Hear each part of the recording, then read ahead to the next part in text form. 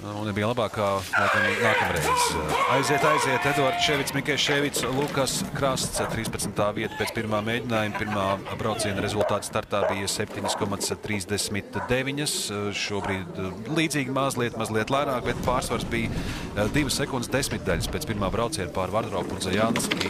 Ševicam, Mikejs Ševicam ar Krastu palielina nedaudz pārsvaru. Visos starpfinišos šobrīd Latvijas ekipāžu uzrāda labākos rezultātus. 0,24 sekundes jau bija 2 braucienu summā par labu Ševicam, Mikejs Ševicam. Šobrīd jau 0,32, tā kā krietni labāk, kā visi iepriekš atzētie konkurenti. Izbrauc šeit precīzi Ševits, Mikejs Ševits ar Krastu. Ātrums lielākais no visām ekipāžām otrajā braucienā īspirms finiša un finišā 42,19.